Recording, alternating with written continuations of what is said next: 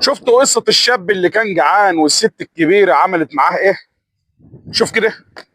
دكتور بيحكي، بيقول وانا طالب في كلية الطب ما كانش في حد بيساعدني، ومطلوب مني مصاريف الكلية واكل وشرب. فانا كنت ساكن في حتة ارياف، بلد ارياف.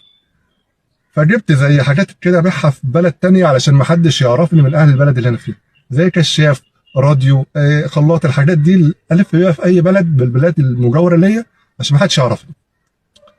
بيقول فجي في يوم وانا بلف، قعدت اليوم كله ما بعتش بجنيه واحد، لدرجة إني بقيت ميت من الجوع، عاوز لقمة أسند عليه علشان أعرف أرجع البلد اللي أنا فيها. بقول خلاص أنا قلت هخبط على أي باب، واللي يفتح لي أقول له بعد إذنك أنا عاوز بس لقمة أكلها عشان أعرف أكلها وأسند عليها وأرجع بلدي. بقول فعلا خبطت على الباب، فتحت لي واحدة ست كبيرة قد والدتي أو جدتي.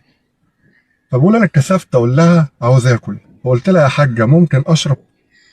قالت له حاضر يا ابني. قامت دخلت جابت له وجبة. خد بالك الستات الكبيرة بتفهم من نظرة العيون. دخلت وجابت له وجبة وقالت له يا حبيبي انت مش عطشان، انت جعان، خد الوجبة الشهية دي بألف هنا وشفا. فبقول انا شكرتها جدا واخدت الوجبة ومشيت، واكلت الوجبة ومشيت. تلف الايام الحمد لله واتخرجت من كلية الطب، وبقيت دكتور والحمد لله ليا سمعتي وفتحت عيادة. ابص مين اللي جاي يكشف عندي؟ الست العجوز، هي مش فاكراني بس انا فاكرها. بقول كشفت عليها وكتبت لها روجيتا، وندهت حد من بره من العيادة اصرف الروجيتا دي. صرف الروجيتا، وكتبت على الروجيتا الكشف مجانا والعلاج مجانا، اتفضلي يا امي. قالت له ليه يا حبيبي كده؟ طب ايه المقابل؟ قال لها المقابل الوجبه الشهيه. هي مش فاكره. قال لها فاكره لما جيت لك يا امي وقلت لي انت مش عطشان انت جعان؟ الست فضلت تبكي وهو كمان بكى معاها. خد بالك من اعظم الحاجات اللي ربنا سبحانه وتعالى يحبها جبر الخواطر. جبر الخواطر على الله. لو انت عاوز قدمك تثبت على الصراط، عليكوا على جبر الخواطر. لو انت عاوز تقرب لرب العباد عليكوا على جبر الخواطر.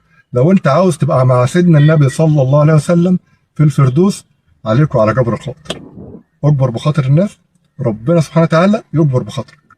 ما تنساش تصلي على النبي صلى الله عليه وسلم. لازم نبقى عارفين ان المعروف اللي بنعمله مش لازم نشوف مردود ليه في الدنيا، ثوابه عند ربنا اعظم واكبر، وكله في ميزان حسناتك. وخلص الكلام.